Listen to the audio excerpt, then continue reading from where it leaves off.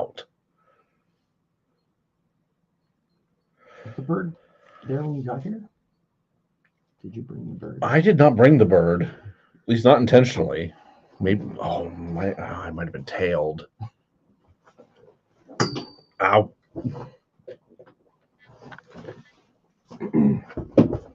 I mean, I could yell out the window. My neighbors already think I'm crazy because I'll smack the awning with a broom to get the raccoons to be quiet. I mean, that's one way to do it. Trying to watch a movie. Can't be rearranging furniture.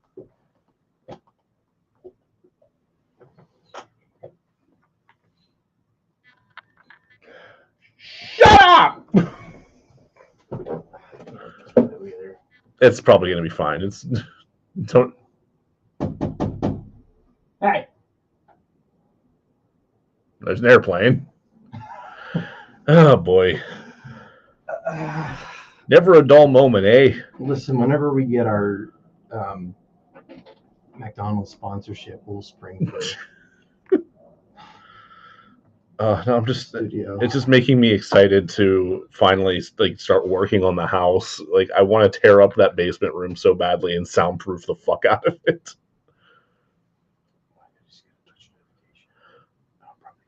Because we're live. Oh, are we? Yeah. Oh. Yeah. All right. Me too, then. Let's hold for room tone.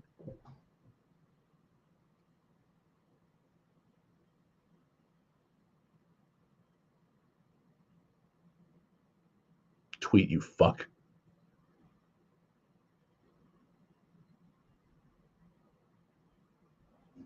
That might do it. Okay. we got a couple of tweets in there. At least I could hear them. Could you hear the car alarm in the background? I do now. Totally. Let's just wait for that to go the fuck away. Yeah. All right, Scott. Okay. Oh, Jesus Christ. Off to a rip roaring start already. Oh. No, that's not what I wanted. If you want crisper sound, donate to us on our non-existent Patreon. Wink. I actually do have one more thing. I've got to get the horses ready. Oh, fuck. Okay, got that. Would you send out the that we're streaming? Oh, tweet the stream? Give me a second.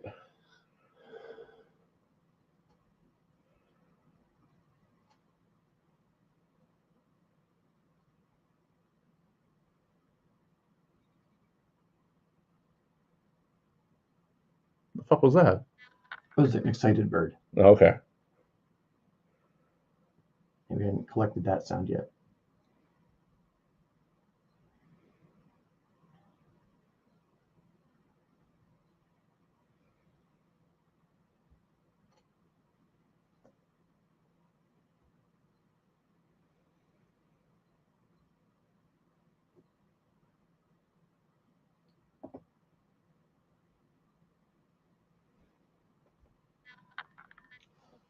Twatted.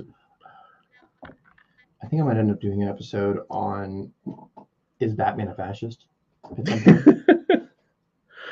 I spent like 2 hours of my day just being angry about the Blue Beetle trailer. Not even that. Like that was whatever. I saw like a TikTok about somebody discussing fucking Alan Moore, man. He had to go and I was like, okay, like I've heard the argument that Batman's a fascist before. Not even the argument, just a statement. Sure. And then there was like a really smart dude like talking about like pop culture, and he was talking about how anybody who wears a mask is, according to Alan Moore, a fascist. And because of Alan Moore, he had to really push it even further and really pissed me off by saying that Birth of the Nation was the first superhero movie. Yeah. Not that he liked it, but that he described because he's got to be edgy, you know? Sorry, this is what Alan Moore said, or this is what the guy said? This is what Alan Moore said. Alan yeah. Fucking hell, because man. They were the famously, the movie depicts the KKK as heroes. As heroes, yeah. And they're wearing, I guess, what would be considered a mask. Yeah. So if you're going off of those two facts and only those two facts, I'm so tired. Birth of the Nation. Jack, I'm so tired. This episode might kill you. I was thinking about it. Oh, is this part of the episode? I thought you were just spitballing. No, well, yes and no. No, I am just spitballing. But okay. If this is going to kill you, it gets so much worse. Great. But I started to look into like the 13 tenets of early warnings of fascism to apply to Batman, and like none of them apply. I'm excited to argue about it because there's also different iterations of fascism and Batman.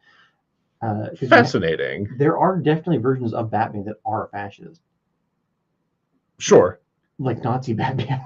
Okay, that one's like probably a little that's a little on the nose, right? Like, well, it's like, what if they were Nazis? Yeah, sure. He would be a fascist. You know who wouldn't be? Who's that? The Batman cough. What? The Batman from Superman Red Son. Oh yeah, no, he would not be a fascist. No, he wouldn't. No, that's a different world, though. It's a different world. That's if Superman landed in Mother Russia instead of Kansas. Yes. Didn't have the. I just wanted to say Batman cough. Okay. That's all I wanted. Like, Batman cough. That was not me being like funny. No, nobody ever. No, it's not normal to cough ever. That's my Batman cough. Fucking abomination. But there's a world where it's the Kingdom Come world by Mark Waid. Okay. And Alex Ross, where it's like if Superman had quit because he got sad. I don't want to ruin the story for anybody because it's really good. Look, sometimes you have to sit alone in your Antarctic fortress and just listen to The Cure. I don't know, man. Like you get sad sometimes. Now I want to know, what would Superman listen to when he's sad? It would probably be like Hank Williams. That's probably true. Yeah, I can see him being a Willie Nelson boy. Yeah. I mean, it's probably going to be for years, so you're going to get tired of Hank Williams Jr. Yeah. He gets in a silly mood and he puts on Boy Named Sue. Right. Yeah. No, he's got to mix it up. Anyway. Batman, he gets older because he's human, and sure. He can't really patrol Gotham like he wanted to or what used to. So he makes robot Batmans. There's another plane going by overhead. There's so many fucking airplanes today. What is going on? So the robots police Gotham. Yes, that's a little fashy. That is pretty fashy, actually. Yeah, that is. Who, buddy? He kind of just like sits in the Batcave and stares at his Bat computer with all the cameras and sends out his robot Batmans. That's pretty fashy. Yeah, like I think there's a pretty solid argument for the Nolan versus Batman bordering on fashy, especially he bumps up against it, especially in The Dark Knight Rises. If I'm, God, I can't. I've watched that movie twice, and the first time I had chlamydia, so I can't remember it super well. You should. Rough watch. I remember watching it in theaters and enjoying it, and some of the other people that I watched it in theaters with were immediately like, "That was terrible. That was just," but specifically for fashy reasons, they felt it was awful. Though I think like the more like immediate example that jumps out to me is the cell phone monitoring scheme in The Dark Knight. But he has Morgan Freeman to be like, right. Yeah, he puts it in the hands of a super not fascist who's able to kill it right away after it's been used for the one questionable thing. And he knows well enough to be like, listen, I can't be trusted with this. Please. Lucius, you have to save me from myself. Yeah. I guess we should start the episode. That might be a good idea. Because my laptop went to sleep. Oh, no. So that'll probably be an episode at some point in the future. Is just me ranting. Batfash. Sure. And the different universes, the multiverse, laid out by one Grant Morrison. I'm curious to know what the hell this has to do with the movie we're talking about today. Oh, okay. That's better, actually. No, well, I was starting to think, oh, man, you just... Well, I was thinking about what the guy said about if you're wearing a mask, then you're inherently a vigilante because you're hiding your identity. I'm like, well, Batman's not hiding his identity. He's Batman. Yeah, if anything, yeah, it's cliched at this point. Bruce Wayne is the mask. Like when he was, I think, 7, his parents died. Bruce Wayne also died. He became Batman. Yeah. Because I was also thinking, like, well, Knifebreaker, seen behind me. Yeah. He wears a mask. And I'm like, is he, by Alan Moore's definition, a fascist? Vigilante, yes. Vigilante, yes. Fascist, no. He kills a Nazi. He does straight up kill a Nazi. That's the first scene. He murders a Nazi. With almost no explanation.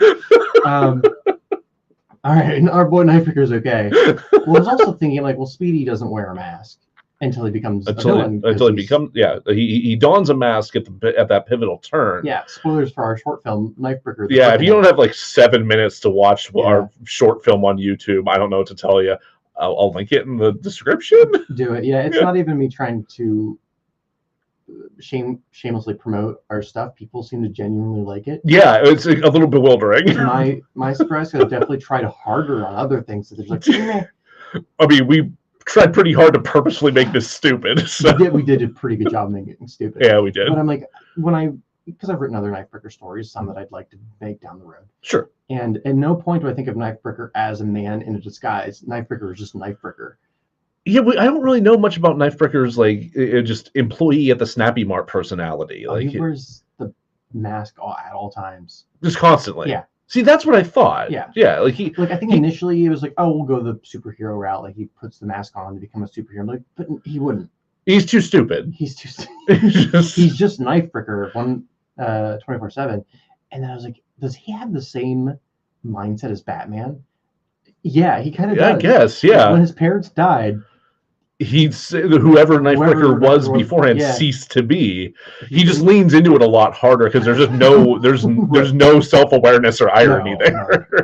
No whatsoever. No. He doesn't really have like Bruce Wayne's my disguise. It's just like it's all me, baby. So no, he's not wearing a disguise. He's wearing a mask, but it's like the way you wear underpants. Yeah, basically. He puts on his socks, his underpants, his regular pants, and then his mask. Yeah, he puts his underpants on just like anyone else would. Right. But over top of his jeans that he jumped into from about 4 feet up off the ground. Yeah. Antonio, if you're still there, I'm sorry. We should move on before this gets any more masturbatory. God, and after we did Caligula, I wouldn't think it would get any more coming in here. Oh, God. So I was thinking about aliases. Okay. Given the topic of our movie. Okay, now we're getting somewhere, yeah. Our non-existent Batfash conversation that's, I'm assuming, cut from this episode. We'll see. Led to this point, kinda. So I don't use my government name. So That's true. Yeah. Been a lie since you've known me. Yeah, I'm the idiot that uses his real name and shit. Well, I was like, what kind of alias could we give you?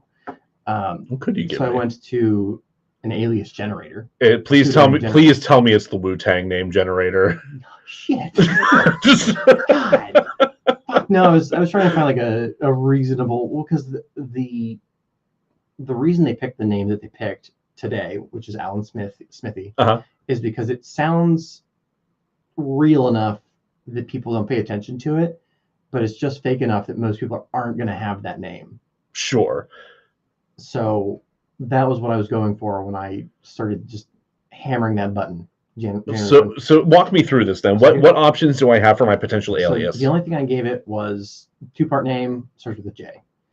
Okay. So I went with the 5 that I thought were like, okay, you could maybe, rock this. Okay. Juan Diego. Okay. I'm very white for that name, but that's not historically inappropriate. We got some other options. Okay. We have Giovanni Fiorentini. I mean, I am Italian. I could. I don't speak the language, but I could pass. You look maybe perhaps a little bit more Johann Schuster. Oh, I could easily. Yeah. No, I could be Johann. Yeah. Stop on Jermis Jermis Klein. Jermis Klein. Yeah. I think that's the front runner so far, right? You would think it would win until it gave me this gem. Oh, And no. again, this is not supposed to be like a funny or, it's doing this in earnest. Joey Rouse. Joey space Rouse. Can you spell that last name for me? Rowse. Okay. But they could have gone Joe Rouse. They could. But they didn't. They went Joey Rouse. I like a fucking Bart's calling Moe's Tavern. Oh God. I think that wins. I don't even have to change my first name. No. And then I did a couple for myself, and since we both have a name that starts with J, I did JA to okay. A little bit. Yeah. Jermaine Azizi. Jermaine Azizi. Yeah. Okay, Yeah. That's fun. You could specifically choose African names, and I decided no.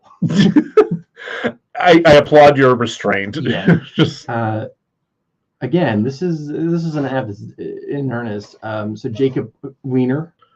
God, no. As well as Jacob Cock. Are you fucking kidding me? Also, and I'm sure I'm mispronouncing this. Jay-Tai? Pardon? J-A-E. T-A-E. I think you're pronouncing that correctly. Well, that's a possible option. But the very first one it gave me, and I'm like, I don't want to use this, was Jasper Jennings. I like that. It gave you a fucking Stan Lee ass name. I could definitely use that as a pseudonym. Oh yeah, I could see you getting some good use out of Jasper Jennings. That might be my porn director name. There we go. You've always wanted one. I've always wanted one, and it's like it sounds old man pervy enough. Right. I don't want it to be Jacob Cox. No, that's too on the nose. Or Jacob Wiener. That's too stupid and also on the nose. Apologies to any Jacob Cox or Jacob Wieners out there. No, I mean,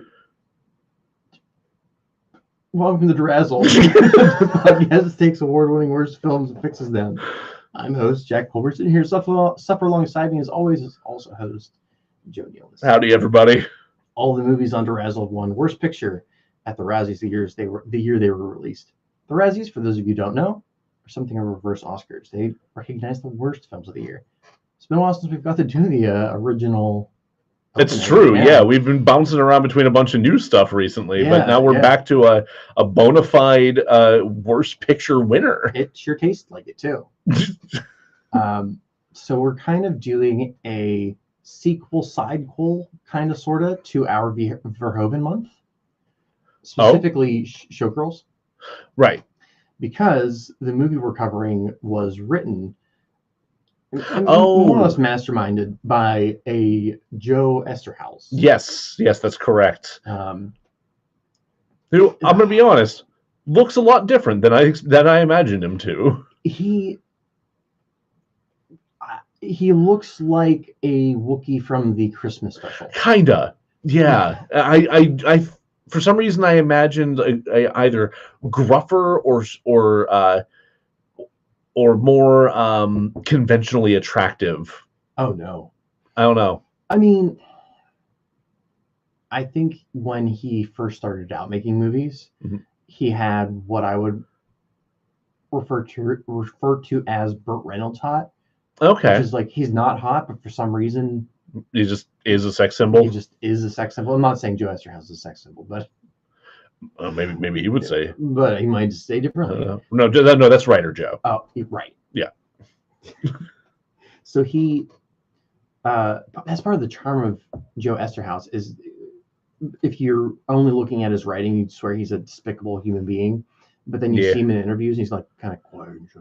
Yeah. It's a little surprising. Yeah. And you're like, oh, not bad. And his acting is terrible because he doesn't want to be on camera. Yes. No, he looks very uncomfortable. Yeah, you wrote that part for yourself, Jane. He did. He did. So we are doing an Alan Smithee movie, Burn, Hollywood Burn. Yes, 1998, I believe. It is bad. It's a bad movie. It's a real bad movie. I'd always been kind of intrigued by this movie, just as being aware of the convention of Alan Smithee, and seeing that it was just, they're playing with this idea and this title. I was like, oh, okay, that actually could be fun potentially. Like, well, and I was wrong. The core concept of there's a fake name that directors use when they don't want to be attached to the project they were working on. Yes. That name being Alan Smithee, and then having an actual director be named Alan Smithee, and therefore has to find some other way to distance himself from the project. That is a good, I'm going to say, seed to start from. It's a good base premise, I'd say. Yeah, like it had potential. But I guess now's as good a time as any to race some horses, huh? I suppose it is about that time. While I get the timer ready here, if you have a moment, if you don't mind, I'd really appreciate it if you go wherever you listen to podcasts and give us a 5-star review if you don't mind. That helps other people find us a whole lot easier, and it means a whole lot to us. So we really appreciate it. Please and thank you. All right, Jackie, you ready for this? Or do you want to give them a rundown about how Pavlovian horses works real quick? So instead of providing a highly descriptive summary full of quips, we'll be playing a game called Pavlovian Horses, wherein I'll have 5 minutes to summarize the movie and not a second more. Should the timer hit 5 minutes, Joe will blast me with horse sounds. Horses. Today I found a turd drying on the side of the public bathroom stall wall. I blame horses. I'm sorry. Hold on. Dried to the wall? Drying. It was in the process of drying. Oh, okay. So you had just gotten there like long enough after the crime had been committed. I'm not a forensics scientist, but if I had to guess based upon the drying around the outside rim of the turd, it looks like it had been drying there for at least several hours. But it's still soft enough in the I hate you for making me say this. I hate you opened this door. Who let a horse in there? The most perplexing thing is that I'm telling you this, and you are probably in your mind imagining that this turd is somewhere either around the toilet or towards the bottom area of the stall. I figured it was at least in the stall. It is in the stall. Okay. But it is at almost as though if you imagine putting your head in the toilet and your rump facing upwards and then trying to fire it like artillery over into the next stall, but just barely missing and having it stick to the top area of the stall wall. Oh no! That was what it was. And listen, I spent way longer staring at this turd than I ever should have. Dude eats his fiber. This is how much we don't want to talk about this movie. This fucking movie. So stupid. There were no indications that a hand had touched this turd. So I don't understand how it made it from a butthole to the wall without any hand. It's like the seashells from Demolition Man. How did it work? Well, you scrape with the one, then you scrape the other one clean, then you use the other one for your hands. Is how it's been explained to me. I've seen pictures. I'm starting the timer. 3, 2, 1, go. We open on Stallone directly addressing the audience with a Rocky reference and a cum joke. Then we cut to the title card and a list of names of people I don't know, but now hate by association to this film. This is actually a really good introduction to Alan Smithee in that it introduces you to a film's aesthetic and dumpster jokes. Yeah. It then cuts to the title card, which I'm going to read verbatim. If a director feels that the movie has been so badly changed that he or she wants their name off of it, they can use the Directors Guild pseudonym Alan Smithee. If the director's real name happens to be Alan Smithee and he wants his name off a movie, ... then he is ... fucked. And fucked is just his own card. There's nothing else on the screen when it says fucked. Eric Idle plays the titular Alan Smithee, who directs the movie called Trio, starring Stallone, Jackie Chan, and Whoopi Goldberg, all playing themselves in this movie. When his control over the film is ousted by the producers and the A-list stars, he becomes irate. Producer James, played by Ryan O'Neal, suggests that he take the fake name used by a director who wants to disown his project, Alan Smithee. The problem is that Alan Smithee is his real name. He is Alan Smithee. Get it? It's funny. What a pickle. Unable to distance himself from the film, Smithee steals the only negative, which is a thing that would never happen in a $3 billion film, that there would only be one copy, intending to burn it. Spoilers, he does. What happens between him stealing it and him burning it is an exhausting 86 minutes of Hollywood deep cuts, misogyny, even by like 1998 standards, and mean-spirited jabs at everything that makes a movie a movie. That's it. That's the whole thing. But I guess I'll tempt the demon horse lords a little bit longer. Our leads are actually the two producers of the film, James and Jerry. Yeah. Jerry being played by the late Richard Jeni. They hire sex workers who are written in the tasteless, woman-hating fashion that Esterhaus has become known for. They display less than subtle racism. They rage and abuse everyone around them, including each other. They are everything that we now know Harvey Weinstein to be. Oh, hey! Oh, speaking of which! Harvey Weinstein plays a detective hired by the producers to find Smithee. This is such a surreal moment in the year of our horse, 2023. Almost a spit take. Like, please don't take a drink right now. But was also probably pretty weird for audiences in 1998 who would probably not recognize this festering smegma, not yet at his full power. Yeah. The hair was keeping all the evil in at that point. Speaking of people that the audiences wouldn't recognize, this movie is filled to the gills with them. Yeah. And those that couldn't fit, the movie makes sure to reference. So many fucking names dropped, and none of them relevant to the plot. Do people actually know who Michael Ovitz is? Do they? Email us at DeRazzledPodcast@gmail.com if you do. Not you, Antonio, but anyone else. Something that should be noted is that very little of the action actually happens on screen. It is instead discussed through interviews and brief cutaways. It's like a 20-80 cut, 80% being interviews. At some point, Alan Smithee, now on the run with the canisters of film, just 2, which is weird because I thought it was like 3 or 4. It's really yeah, just 2 apparently. Meets the brothers, and Spike Lee-esque duo of indie directors. Yeah, Leon and Dion brothers, yes. If I remember correctly.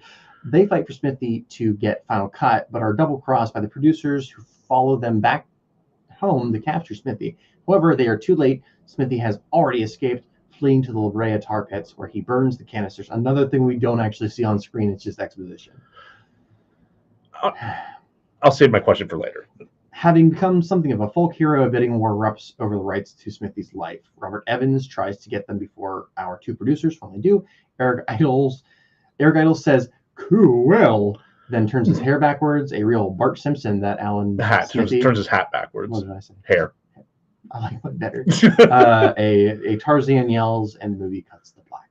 There was a Tarzan. Is that it? That's it. Okay, yeah, you have like 40 seconds left. You're safe from the horses today. I didn't want to talk about the plot. That's non-existent. What plot? Yeah, there's no fucking plot. Oh, okay. So he takes the fucking negatives to the La Brea tar pits to light them on fire. Mm-hmm. Why wouldn't he just throw them into the tar pits? That would be more cinematic, wouldn't it? I mean, either that or show them burning. Either way, show us something. How everyone knows the rule, right? Show don't tell. I feel like that's the first thing I teach you. It's like writing 100. Yeah, you're not even the door to 101. Yeah, you have not even signed up for 101 yet, and some professor has wandered by and been like, "Oh, hey, by the way, show don't tell, right? Show don't tell. What? Get out. Get out. How did you pass your audition?" Yeah, which is weird because Esterhaus did Basic Instinct, and he wrote Showgirls, and those are both movies that have quite a bit of action. Those are also both movies that were directed by Verhoeven. They're specifically both Verhoeven movies, yeah. I want to say he wrote Flashdance, but I have never seen Flashdance, so I can't Nor say. Have I. Which is weird. It's a local film, right? Didn't they shoot it in Pittsburgh? I don't know. That's news to me. We should have a Pittsburgh episode. We really should. Most of them are bad. And then you have Night of the Living Dead and Flashdance, and then the rest are pretty bad. Well, Dark Knight Rises, but that's that's not the best of them. Go on. Anyway, so that's our story. There are many more people that show up for like a hot second to have very little to do with the plot. There's a whole subplot I think I skipped over where I think it's, I'm going to use their real names because I can't. Jerry and James are too similar. Yeah. So I think it's Ryan O'Neal who is the more dominant of the two producers. Yeah. Gets the more unhinged of the two producers as well. The more Weinstein-y of the two producers. Honestly, yeah. He gets I don't know if she was explicitly a sex worker or if she was just a girl he knew to sleep with Alan Smithee. Oh God, yeah, it's really not clear if she's a sex worker or. Yeah, they didn't really show any of it. She might be. I think there's some in one of the hastily, poorly, lazily written title cards that popped up or caption bits that popped up to introduce her. I think escort was included in the list of descriptors among everything else, including feminist. Every single woman in this film has the feminist tag on them for whatever reason. I guess they thought that was funny in 1998. Before watching this movie, I wasn't like an Esther House apologist, but I felt for him a little bit. Because we know his background. Right. I think in particular, like the interviews that we've heard about him surrounding Showgirls, like really paint him to be a more sympathetic figure. Yeah. This really, this makes me want to punch Writer Joe right in the fucking throat. Like this, You would message me during watching it and said how lazy it was written. It was. It is. Yeah. It's astounding. Like how the low-hanging fruit wasn't even still on the tree. Like it had fallen off and was rotting on the ground. It's kind of just like rubbing all over it like a dog in mud. Kinda. Just Joe Esterhaus rolling around in the ground and a bunch of fruit pulp. Just. What do you remember the names of the magazines? Because that was oh my god, was like Saturday morning cartoon. It's like Mad TV came up with more imaginative like parody names for things. Newsleak was that stood out to me, and I think it was the New York Slime. I think you're right. Those are the only two that like specifically jumped to my mind. I think they're the only ones that are referenced more than once. Yeah. But there's a handful of other ones as well where they're supposed to be like big prominent publications of some sort that have just a jokey fake name. So later I kind of start to talk about how he almost feels like a bully, like a high school bully. And that really comes out in these really pathetic jokes about the news tabloids, or not even news, they're not even tabloids. Yeah, in the one case, it's the New York Times, which, given, is a fucking historically shitty rag in a lot of ways, but also is still referred to as the paper of record. It's not a tabloid. So, I feel like we covered the story about as well as we can cover it. Honestly, I know we'll get into more specifics when we get into what does and doesn't work about this, but the face you just made, oh god, it's just a single tear. It's like the commercial of the Native American looking at the landfill. Just one tear rolled down Jack's face. I think he was Italian. I think he was. Yeah, I'm pretty sure that actor was Italian. Let's cut the break. We'll be right back. I think his name was Giovanni Florentini. Oh, Jesus H. Christ. If you did change your name to Joey Rouse and you showed up to produce the porno that we'll inevitably end up making, God, whoever is at the door to let people in is not going to let you in. No. Like, you're an actor? No, producer. No, you're not. No, you're not. No, there's not nearly enough gel in your hair. I can't see nearly enough of your chest hair right now. Oh God. Good gosh. Good golly. The Penguins are playing right now, and they're up 2-0. Who would they play? The Minnesota Wild. Ah, yes. I don't know anything about hockey. They have 5 games left in the regular season, are fighting desperately for a playoff spot. Cool. Sweet. Yeah, right now they don't have one. Ah. When I got back in, we're talking about the stinkers. We're not talking about the Razzies. I'm saying this to myself. Cut back in, we're talking about the stinkers. Okay. Right.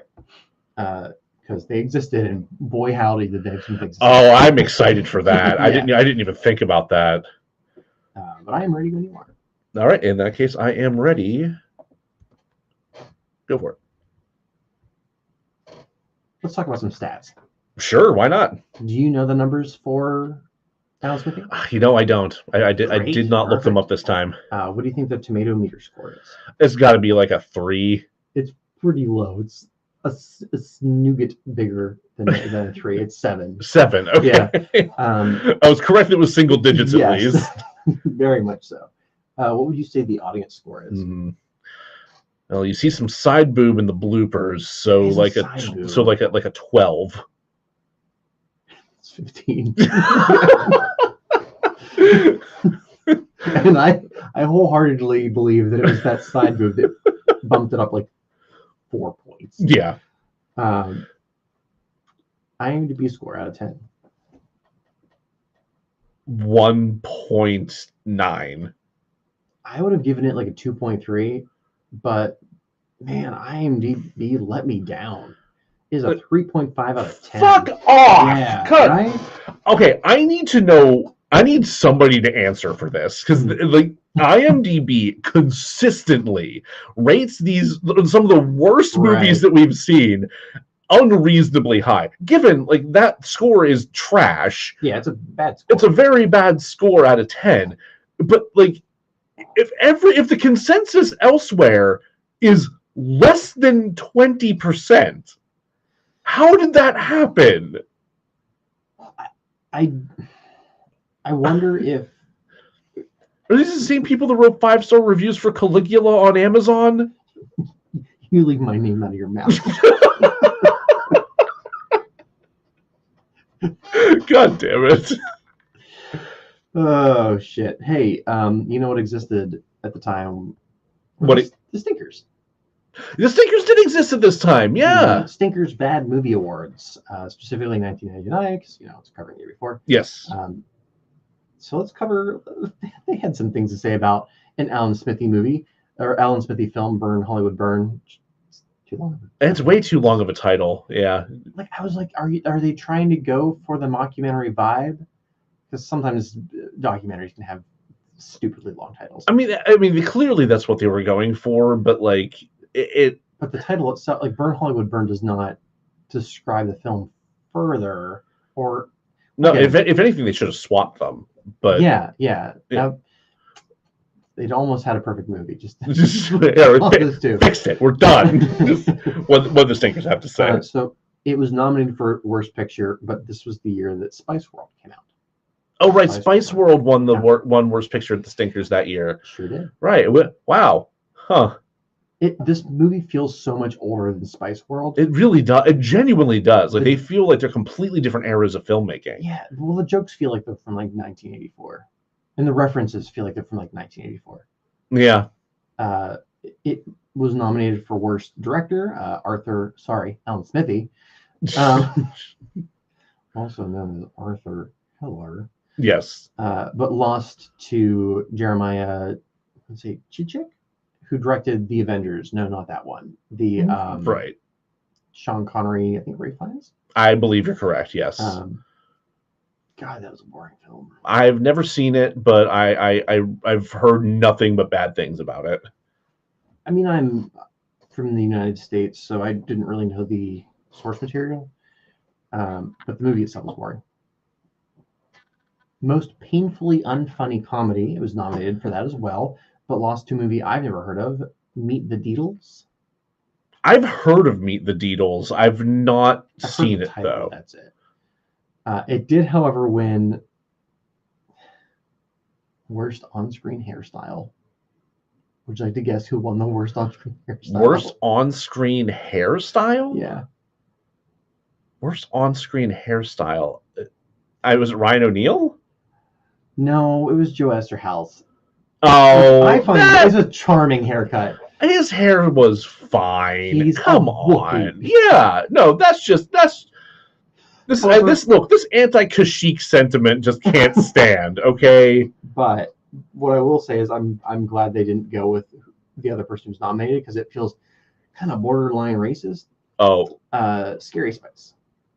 That's more than borderline racist, I'd say. Yeah. Also, I like her hair in that. Her hair two like little like looking things. A, her hair looked fine in that, and B, her hair just always looked like that. Yeah. Like, it's her hair. That's one stinker. You've got a ways to go before you beat the Razzie stuff. Yeah. No, but we're watching you. We're watching you. You no longer an existent entity. But no, we'll take over if you guys let us. Yeah, they just give us stinkers. So interesting stinker sidebar. Oh. That like barely has anything to do with our topic today. Okay. So they have this thing called the What Were They Thinking Award. What were they thinking and why? It's a Founders Award. It's stupid. Okay. That year it went to the Academy of Motion Picture Arts and Sciences for honoring Elia Kazan for a Lifetime Achievement Award. So Elia Kazan was the director of a lot of movies, but just a couple that you may have heard of: A Streetcar Named Desire, sure, On the Waterfront, Splendor in the Grass, East of Eden. He did a lot of he did a lot of plays, actually. Okay. However, and they were really good. Like, nothing bad to say about his films. However, there was a turning point in his career, and I know we'll talk about this at some point in the future. Okay. Where he provided testimony as a witness before the House Committee of Un-American Activities in 1952. He named names. He named names. That motherfucker. Yeah. Okay. Yeah.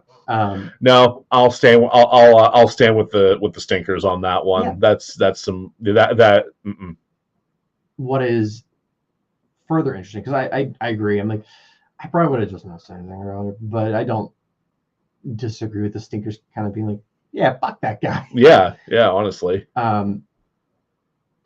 So, director Stanley Kubrick was asked, his opinion about Elia Kazan, not what he'd done, just of him. Yes. Quote, "Without question, the best director we have in America, and capable of performing miracles with the actors he uses." Which, again, watching those movies, if I know anything about Elia Kazan, 100% agree. But this is notable because Kubrick directed Spartacus. Mm-hmm. Are you familiar with what Spartacus is about? I know like the I've never actually seen the entire movie, but I know like the big like everyone claiming to be Spartacus scene. It is about the House Committee of Un-American Activities. Like, it is about the Hollywood blacklist. Oh. I see the parallel. Okay. It in fact was written by Dalton Trumbo, who was one of the writers that was blacklisted in part because of Elia Kazan's testimony. Oh, yeah. Shit. Okay, so Kubrick definitely had some feelings about that. Yeah. He was just also capable. I guess he's a separate the art from the artist kind of person. I feel like you would have to be, right? Yeah, knowing what we know about Kubrick, that's fair. And to give credit where it's due, the more outspoken individual involved in Spartacus was actually Kirk Douglas. Oh. The lead actor. Yeah. He was very outspoken against the Hollywood blacklist, but he was also so fucking famous at that time. Yeah, he was massive fucking star. Yeah. They couldn't do anything to him. Oh. But Spartacus did eventually. It was one of the films and events that led to the end of the blacklist. Hell yeah. Speaking of aliases, Dalton Trumbo didn't stop working. He just worked under different names. Good. Okay, that rules. Yeah. Does this have anything to do? Barely, just barely has anything to do with tangentially. We haven't had a nice tangent like that in a little while. I'll take it. Like I wrote in the script, probably only the people who know or care about the minutia of Hollywood machine will care. Relating it back to this movie, Alan Smithee, for talking about the minutia of Hollywood, in which nobody will care. This movie is so incredibly inside baseball that I think that inside baseball would blush. I know a little bit about the machine, and I don't care. Like, can you stop dropping it, specifically like producer names? Seriously,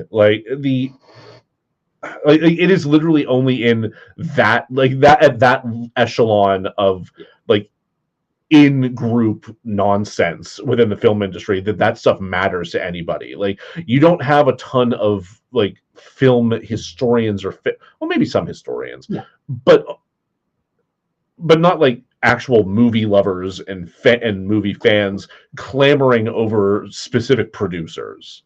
Or at least you don't these days. I mean, maybe there was a point where that was like a big fucking deal. No, not really. Honestly, I think you probably have people recognizing producer names, normal people, not weirdos like us. Oh yeah, no, we're sick. Just probably now more than then. I mean, you have Fahey. Feige? Yeah, I never remember how to say his name. Yeah.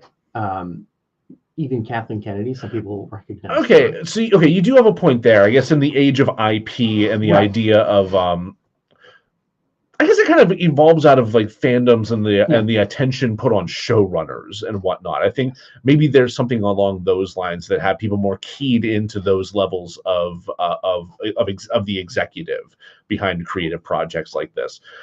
But all the same, I can't imagine just like a couple of average film goers or film fans like arguing over who is the more prestigious producer or more or like the better producer. You know, like, directors, sure, I see that happening a lot more. Yeah. Actors, well, I guess, but no, I still can't see the producers being held up on that level. Like, that still feels like kind of a behind the curtain sort of thing for the average film goer. If I'm wrong, let me know. But yeah. You're not wrong. Okay. Let's talk about the Razzies. Let's talk about the Razzies. So it won the worst picture. Yes. This was 19th. It was nominated for 9, and it won 5. Okay, well, I don't know what else it won. So it won worst picture. Yes. It also won worst supporting actor. For... Man, they really were mad at Joe Esterhaus. They really clocked Joe Esterhaus? There was like 40 seconds of on-screen time. He's barely in the fucking movie. Good Lord, guys. It was also nominated. Stallone was also nominated because, of course, Stallone was nominated. Well, okay. Well, again, he's like the Razzie's favorite male punching bag. Right. So him and Bruce Willis. Right. Yeah. And then whenever you get into women, it's Madonna. Yeah. And almost just Madonna. I don't think there's another actress they pick on nearly that hard. Not that I've discovered. Yeah. It won worst screenplay, which okay. No, fair. Yeah. That's where you ping Joe Esterhaus. Yeah, right. You got him there, but they also got him for worst new star. Get the fuck out of here. Tie. He tied. Okay, who was the other one? I don't know this movie. Jerry Springer for Ringmaster. I don't know the movie, but sure, why not? Like, worst new star, they tied. Good for you. Like, there are so many other people that have much more prominent and also bad performances in this movie. Like, well, it's fine with like Stallone. Well, I guess Stallone's not new. Stallone's not new. No. I think they were very mad at Joe Esterhaus, which I understand the feeling after watching this movie twice. Yeah. Oh God. Yeah. Once was more than enough. The first time it just kind of like washed over me in a wave of shit. Yeah. That's kind of how Becca and I felt. And then I had to rewatch it. Like, maybe I missed the plot.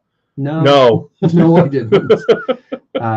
And then the last award it won was for worst original song.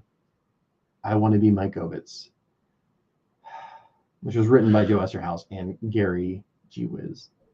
Okay, because that was like the first song that started playing when they introduced Richard Jeni's character, if I'm not mistaken. I think that's true. And I got confused at first as they had a different name on screen. I was like, but that's not Michael Ovitz. What do you see? He wants to be Michael Ovitz. Sure. Dare I even ask the question, who is Michael Ovitz? Because I don't know who he is. I was originally going to devote a section to all of the names that are referenced that no one's gonna know. Oh, but God. then I was like, I don't give a fuck. What would have happened was I would give like one sentence to everybody, and then I would just gush about Robert Evans for 40 minutes. There was a lot of Robert Evans in this. I thought that was going to be like a one-off gag, and he just kept coming back. It wasn't.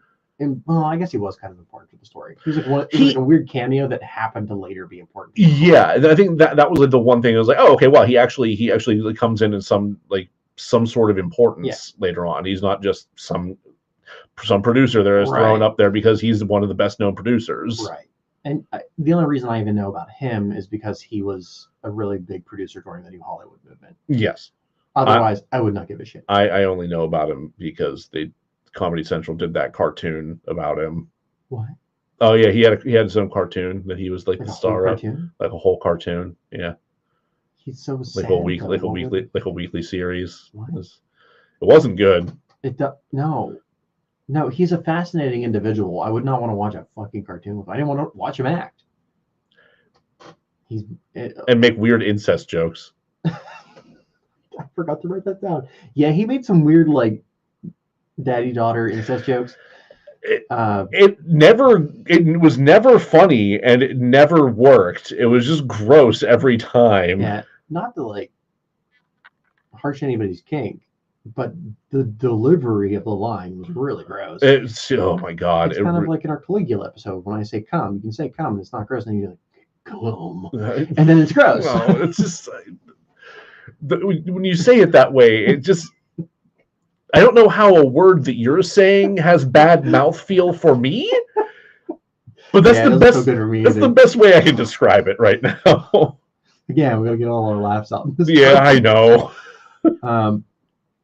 Michael Ovitz. I want to say he was the producer at Disney, and eventually was ousted by Eisner.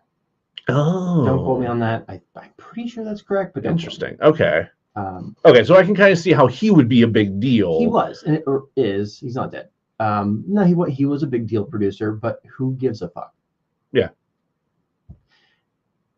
Let's move on to nominations. Sure. So Ryan O'Neal's nominated for his part as James Edmonds. I thought he was fine. He lost to. But he lost to Bruce Willis for Armageddon. Mercury Rising in The Siege. I've only seen Armageddon. Oh God, those were all the same year. Holy shit! Yeah, he rough year. Probably a great year for his bank account. Oh yeah, dude got paid for certain. It also was nominated for Worst Screen Couple. Every goddamn time. What is it this time? Quote, any combination of two people playing themselves or playing with themselves. Haha, it's masturbatory. Yeah. It lost to Leonardo DiCaprio and himself as twins in Man in the Iron Mask. All right. Which I haven't seen. I have not seen it either. They couldn't have just like pointed out like Ryan O'Neal and Richard Jeni. They're the on-screen duo we see the most. Or even just the opening scene with Jackie Chan and Whoopi Goldberg. Oh my God. That scene alone, wow, you won the award, guys. Yeah, you did it. Just don't fuck with me. Don't fuck with me. Don't fuck with me. But no, it's don't fuck with us. So it did end with a don't fuck with us, but yeah. Which I knew it was going there. I just didn't I wanted those bullets to be real. And then it was also nominated for Worst Director, but lost to Gus Van Sant for Psycho. Wow. Yeah, which I've only heard bad things about. I don't think I've actually seen. What other films is Gus Van Sant really known for? Well, he usually, and I think still is, mostly an indie director dude. Yes. So he did like Paris, Texas. He did. I think he did Harvey Milk, the Milk movie. Oh, okay.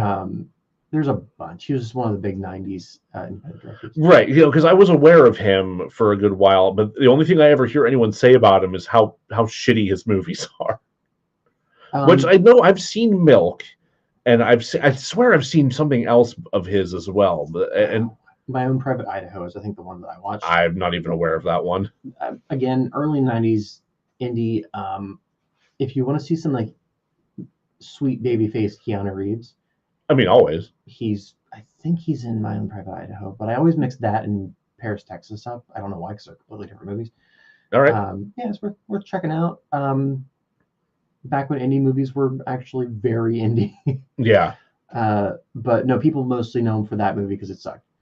And I don't know that it did. I saw 5 minutes of it. It seemed like a direct shot for shot remake, and then I went and made out with somebody. So good for me. Anyway, good for you. Good for me. Sorry, Gus.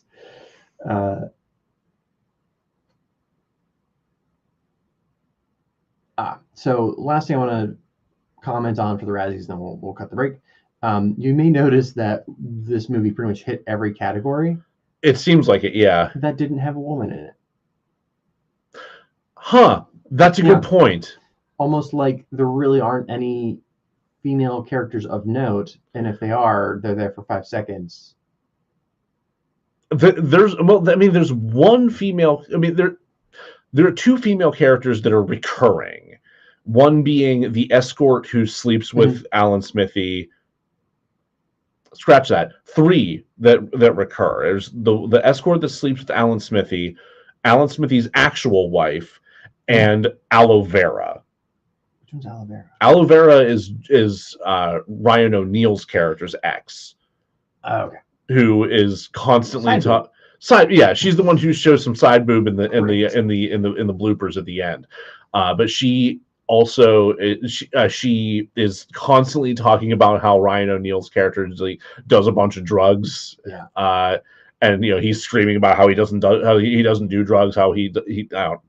Yeah. Jesus. We'll talk a little bit more about that later. But anyway, they are the only women in the film that pop up more than once, and who have any kind of actual presence, and their bits are stale. They're given like nothing to work with. They are framed and shot in the most bizarre ways. Yeah, there is some real. We'll get to it. We'll get to it. All right, we'll be right back. We'll be right back.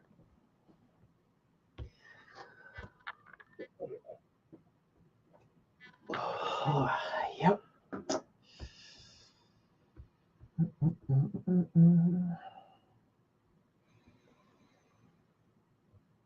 Oh man.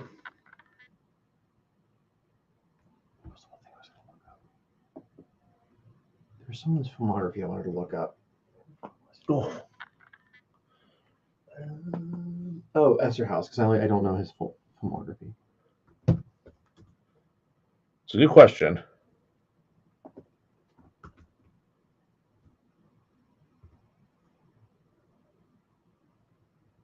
No.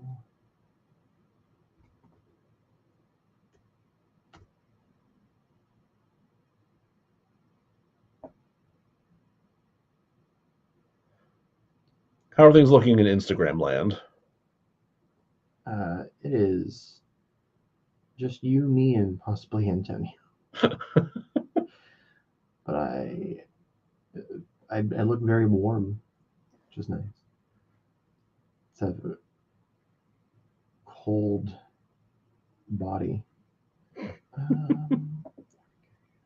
what I do.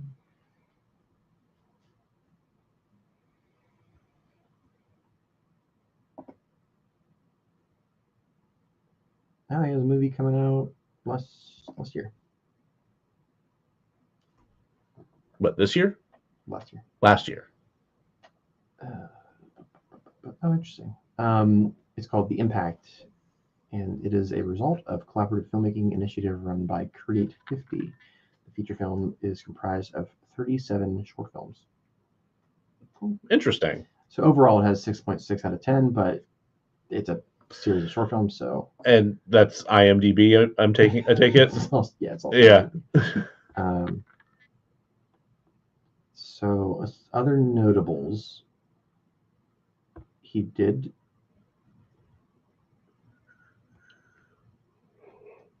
I don't know, that might be it.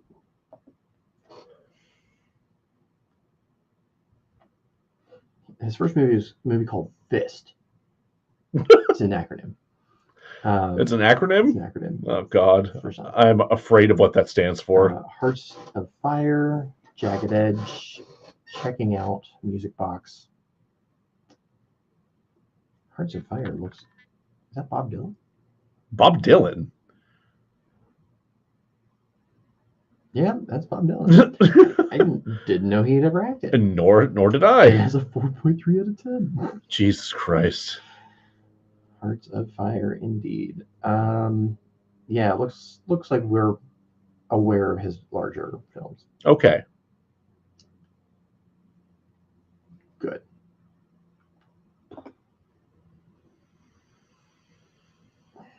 All right, let's do it. Yeah, right. Oh, wait. Okay. Are you ready to get into it? Sure. Get into what worked? The cast. What worked for Alan Smithee the cast? Okay, this I actually do have a legitimate answer for, and the first and foremost what works for the cast are Chuck D and Coolio. Yes. The brothers fucking rule. Right? Just objectively best lines, best delivery of anything that happens, best on-screen presence. Mwah. Thank you. I have a theory as to why they work, but why do you think they work so well? And again, they're like indie. They're obnoxiously compared to Spike Lee over and over and over again by the producers because they don't know any. They don't know any other black filmmakers. Right. But they're, Why do you think they work? I mean, I think they work because they're such a direct counterpoint to everything that's happening around them. I wrote that it feels like they're in on how stupid the movie is. Yeah, like if you watch the YouTube channel Cinema Sins, which I try not to these days, every now and then he'll point out like, oh, this character would be really good at Cinema Sins. That's kind of the vibe that I get from these characters. Is just like they get what's wrong with this fucking movie, and so like they are the meta joke on the meta joke. Yeah. I don't know that they were thinking that hard about it. No, they absolutely weren't. No. Naturally, they saw a bunch of idiots making an idiot movie. Yeah. And like, this is some dumb shit, but let's get paid. Yeah. You know what? That is the more realistic explanation than the stupid shit I just said. And I think that naturally just comes out. Yeah. From that attitude. It flows very, very naturally for them. Like there's a comfort with their performance that I think is admirable. But you're also right. There are a number of dialogue scenes with them like, that dialogue actually worked. Yeah. There's a scene where they go back to their house and the police raid their house. Oh my God, the whole discussion with the cop. Yeah. Forget the name, the fake names they give their movies. Like it was You Ain't No Brother. Yeah. And oh my God, what was the other one? I'm drawing a blank on the other one, but it was like this one and that one, they sucked. Yeah. Like, oh no. And he's like, all right, well that one sucked. That other one, that was all right. That and the negotiation scene. The negotiation scene, really good. Hands down the best moment of the entire film. That moment where the moment where James says, "You have final cut over my dead body," and Chuck and Chuck D leans over the table and goes, "All right, then die." Like, it did not feel scripted. Becca howled. It was just like outright cackled. It's like, that's the first good thing that's happened in this movie. Oh shit! Yeah, it's a comedy. It is. Yeah, I think I laughed twice. That was one of them. That was easily the biggest laugh that I had this entire time. I was so thankful for it. Yeah, so absolutely agree. Brothers. Such a breath of fresh air in this fucking movie. Even just like everyone else around them as well. Like the I forget the woman's name. Her last name was Lumumba, if I'm not mistaken. Like she was fun for the little bit we got out of her. But again, she's a woman in this film, so we don't get a whole lot out of her. Right. Yeah. I'm torn as to whether or not Eric Idle works. I feel the same way. There are scenes where he works because I like Eric Idle just to begin with. Yeah, no, I was excited when I saw that he was in this because again, he is one of my favorite of the Monty Python crew. He's so fun. His Sir Robin is probably my favorite. Excellent. Yes. I could forgive him his kind of weaker scenes because it's not him being weak. He's working with garbage. He's working with absolute trash. Just in the current time, he is in a mental institution. I think that was my first laugh. It was like the Sean Penn mental institution. Oh, that it did say that, didn't it? All right. Low-hanging fruit, but absolutely low-hanging fruit. Yeah. But he's in the mental institution, and he's working with the worst dialogue. And singing the Itsy Bitsy Spider for some reason. There is a reason why the music is so bad in this movie. Oh. And I guess we'll talk about it a little bit more with the production. Yes. Yeah. But I enjoyed him up until the very end when, like, I think this like Whoopi Goldberg was like, I can play Alan Smithee, and he's like, cool. Well, the inserts where he's just going cool and like turning his hat backwards. He definitely lost me at that point. It's like the entire rest of the film is like I'm rooting for that character aside from like the weird like vaguely insane things they're having him do. Comes across as it reads as kind of ableist and strange, but it's just aside from that, like I'm with that character up until that ending, and it's just like, okay, now you've just lost me entirely. I don't know what. I don't think he knew. Joe Esterhaus knew what he wanted to do with that character, because he had him be kind of like spiritual in a tongue-in-cheek way, but he also had him be an auteur where he really cared about the movie and what he was doing. But then he also had him only care about the edit because he was an editor. Which is really like that is. We'll get more to it, but like his actual role is so unclear for such long stretches of this movie. And then he kind of forgoes all of that at the end when he just cashes in. Yeah. It feels it rubs against his character, and I didn't like it. Yeah. Any other actors that you thought worked? There were moments where I enjoyed Richard Jeni. Yeah. I wouldn't say for the entire movie. Are you familiar with his stand-up? I don't know. I don't think I've seen his stand-up, actually. I haven't either. So I wonder if his casting would have been a bigger deal at that time.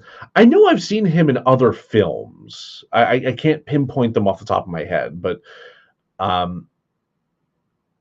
don't know. There were moments where I feel like he was making good use of props that he was working with in particular, like the cigar moment whenever they're interviewing him very clearly from another car. Yeah, like the whole scene's very weird, but the way he's just actively like trying to like continue to play to the camera while driving, but also choking on the smoke that's blowing back in his face. That was pretty funny. I did get a laugh out of that moment.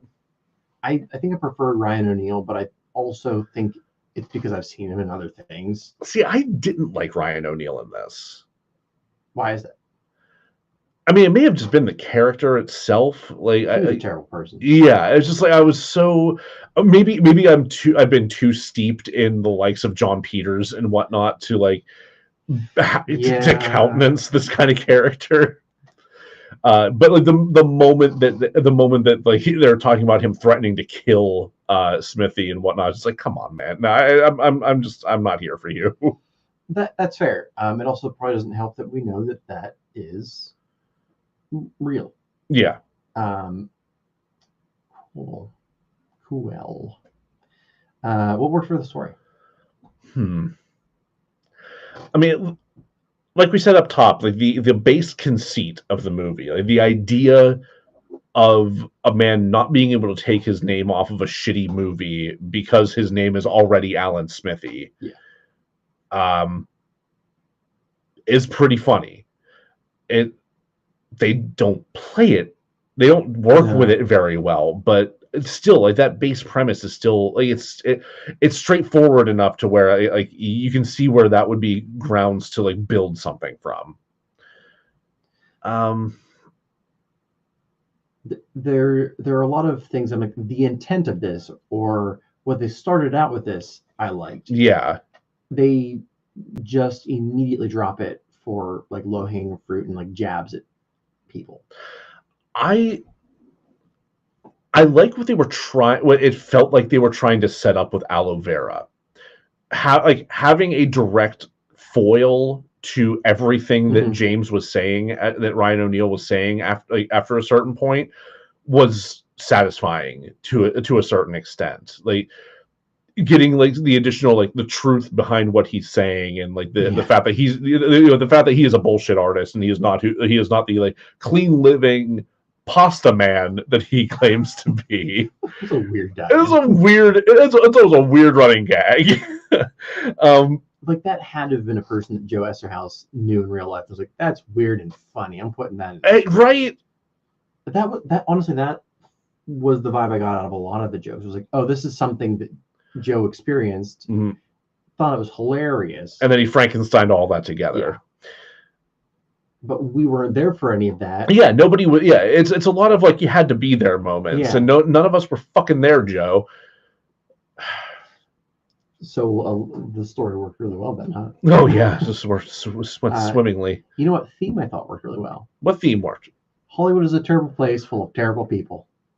Corruption, greed, horse shit, and opportunism. I think all were effective themes in this film. Yeah, I will agree with that. They maybe not intentionally nailed a lot of that.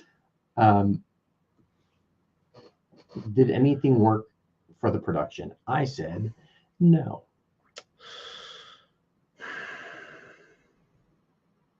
I liked the idea of it being a mockumentary. That was about it. I think that the intention of how they were going to frame it wasn't a bad idea. Just I don't think the execution was there. Agreed. Yeah. Well, what didn't work for the casting? Where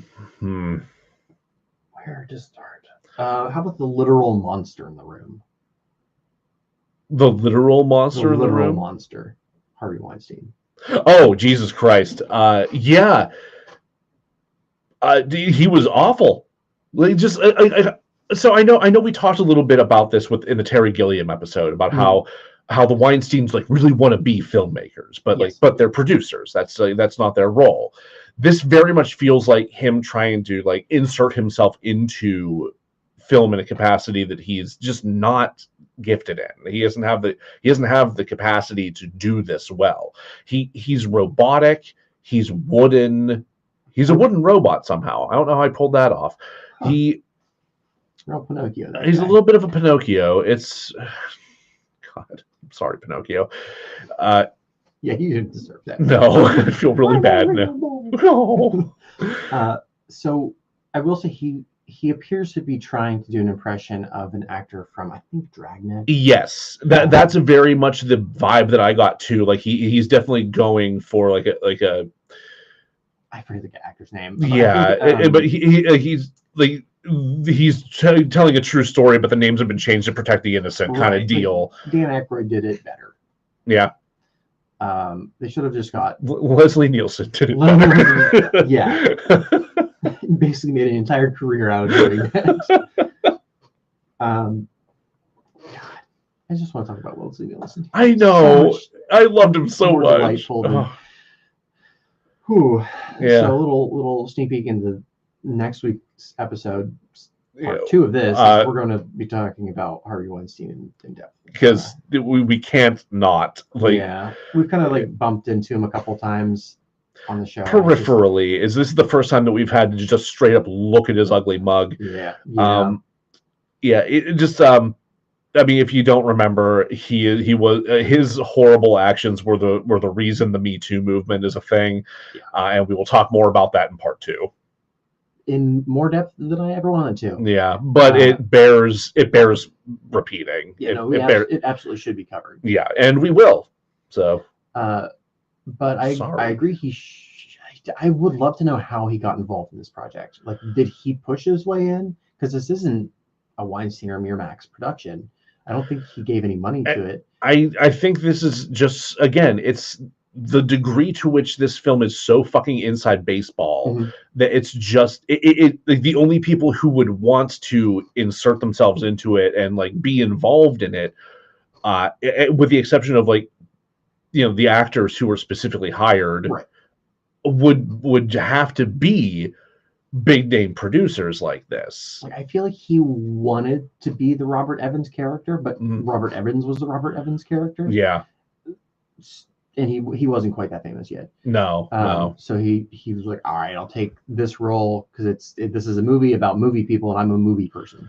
Yeah. So like, you still have Robert Evans like active and doing things, and so you have Weinstein aspiring toward that early in his career, and then being like, well, it don't feel like it works to put you on his level. Right. We'll have you in. Maybe you can hang out a little with right.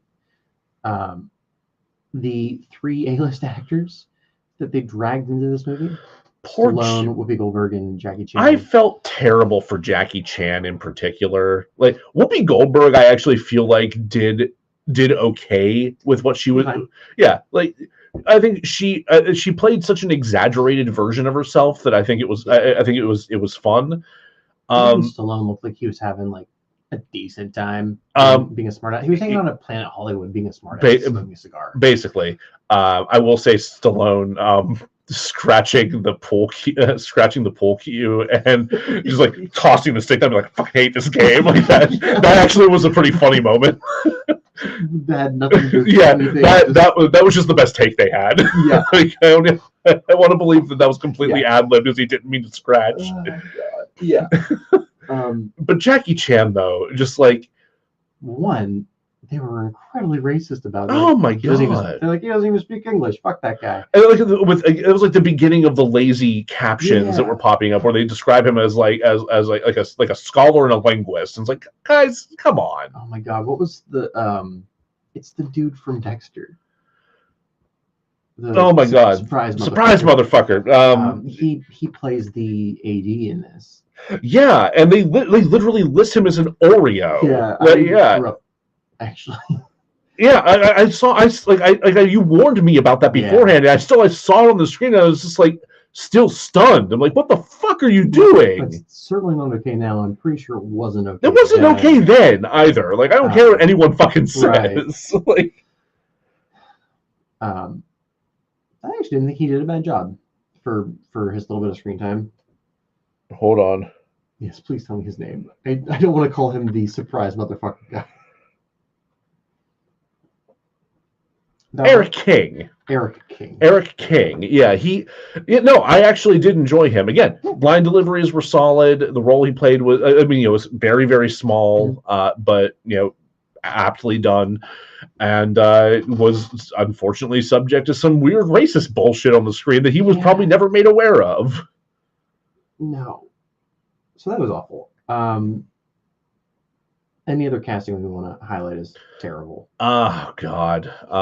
There's a lot that's bad, but there's a lot that's bad. That's the thing, is there's so much in it. Like every other woman besides the three that we named were just so bland and just unimportant to anything happening. Like, again, like not given any input on anything, and all of them just blanket labeled feminists for no discernible reason. Like the use of the term feminist in this movie they is treat the word feminist as though it's saying bitch. Yeah. Like it's interchangeable in this context. Yeah. Just judging by the way the captions work in every other way. Like they're clearly trying to operate in that fashion. I didn't actually mind. I forget the character's name, but the escort. I didn't mind her. I minded the framing of her. You mean the literal framing? Literally, yes. Yeah, it's weird, very right? strange. Like there was that one moment where she is like, I'm sorry, there are children playing outside. Playground, all of a sudden. There's just screaming children. There's like laughing children outside. Children don't live on this block. It's 9:14 at night. It's a school night. It's a school night. Oh, it's Good Friday. They might have off for Easter weekend. As you were, children. I guess. I mean, anyway. Yeah, no, literally framing wise, which I just want to count this as moving on to what didn't work with the production. Yeah. So she there's that one moment in particular where she's like talking about thinking about Alan Smithee and thinking about Alan Smithee, thinking about her, thinking about him, and it's just her in the exact same position mirrored. Is this when she's praying in the church? It's like just after that, she prays in the church. I think she prays in the church a couple of times, or they have like multiple moments from her in that scene. But after they show that the first time, there's a moment where she's modeling, and and she's just like flipping back and forth, like they're just transposing the image over and over again. Really weird. It's so strange. In general, the camera work was pretty bad. Yeah, it really was. Specifically for her, I'm like, why would you frame her like that? I genuinely don't know. What else didn't work about the production? The writing. Just all of the writing. I mean, I think we've touched on it quite a bit, but Esther House clearly, I want to believe this is something that he was really excited about and had like some kind of different vision for, but this was so tired and hackneyed and lazy. So I think this is probably a good time to mention that the director of this film took an Alan Smithee credit, and not to be ironic. That's what I was wondering. Yeah. Okay, it was not ironic. I thought it was a joke. So Esther House wrote this. He also partially funded it. Yes. And the reason that the director left the project and took an Alan Smithee credit is because he got pushed out of the editing process, which is exactly the thing that happens in the movie. It's literally in the script, guys. Yeah. How do you not have the self-awareness to like realize, oh shit, what are we doing? There were many parts of this movie that were uncomfortable to watch, but there's I think it's a quote unquote outtake where Joe Esterhaus is talking to the director. Oh, I remember that moment. I was wondering, who the hell is that guy? The director, and he's trying to convince them to take this project. And the director, it's David Hiller, I think. He's like, well, why would I take this project? Because he can see like, oh, this is Joe's project. Yeah. He wants Arthur Hiller. Arthur Hiller. I was going to say, I thought you said Arthur Hiller earlier. Right, because it's Arthur Hiller. And Joe's trying to convince him that this is the movie that's sticking up for the director, which is extra ironic because Arthur Hiller used to be the head of the DGA. Right, he mentioned that. He said you were the president of the DGA.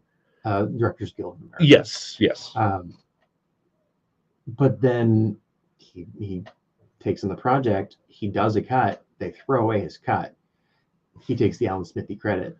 It's nauseating, guys. Like, come on. The sheer irony, like good lord. That's actually sickening. Yeah. Like, holy fuck, man. Like, but I would also agree that I would take an Alan Smithee on this. Oh, yes, in a heartbeat. Like, the people who worked on it knew it was bad. Like, when Eric Idle was doing press for it, I think he described it as dreadful. It's a dreadful movie. Oh my god. Which is very much him. It's very British. God. So I also wanted to talk about why the music's terrible. Yes, yeah. So, please explain that to me. The I forget what studio he worked with. I've never heard of it before. It's like Cinego or whatever. No idea. Doesn't matter. Anyway, they couldn't afford the music. Really? Yeah. So Joe Esterhaus said that he would pay for the music, or at least try to figure out something for the music, which, again, guys, it's a mockumentary. You don't actually need You don't really need it. It's not necessary for the format. I really wish somebody had handed him a copy of, like, Spinal Tap. Yeah. But whatever. Well, I mean, that one already had. That one does. Music's kind of important to that one. Right. It's like, but there's no music playing over the interviews unless it's part of it. Anyway. Sure.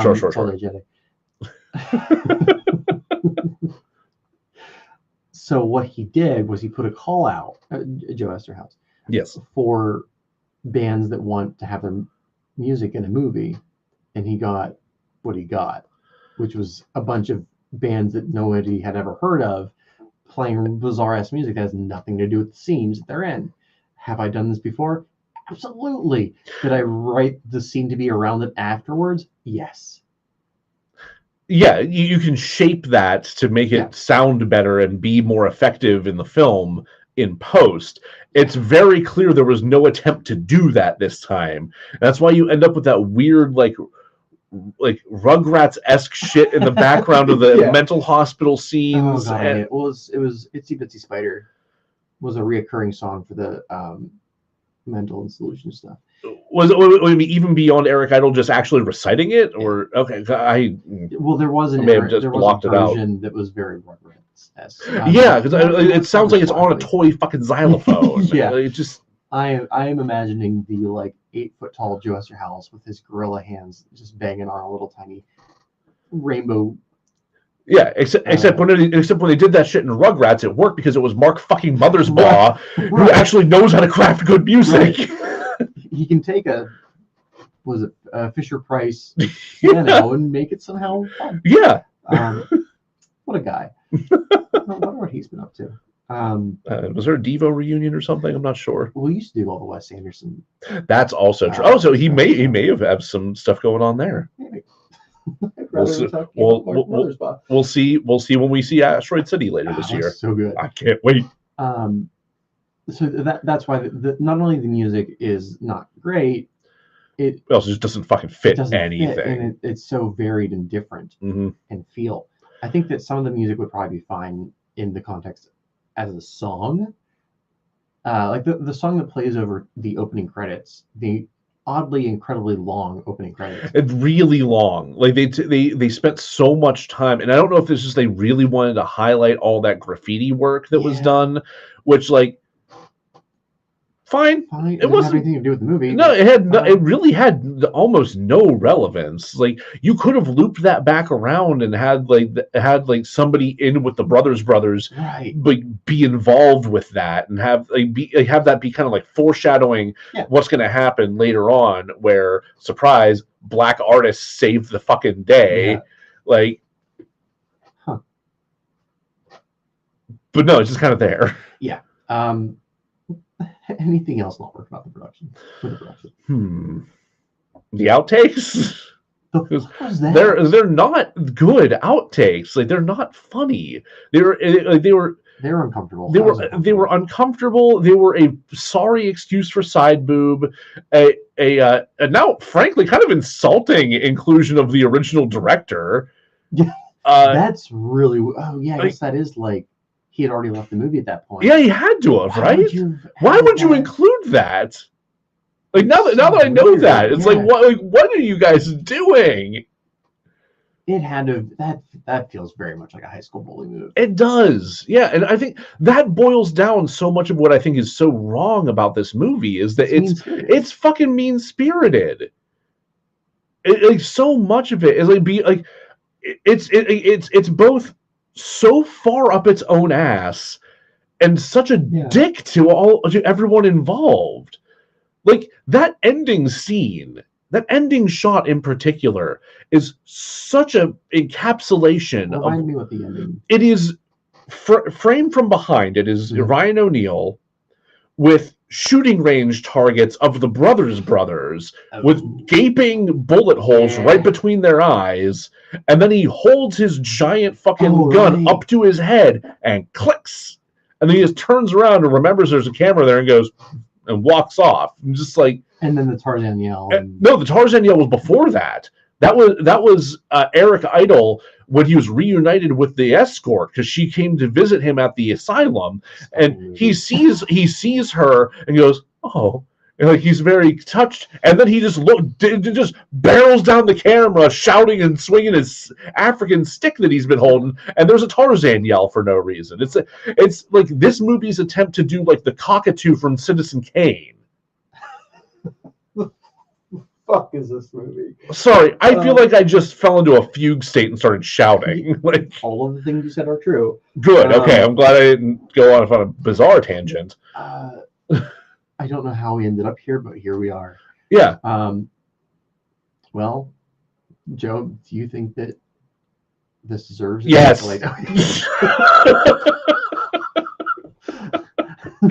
I said.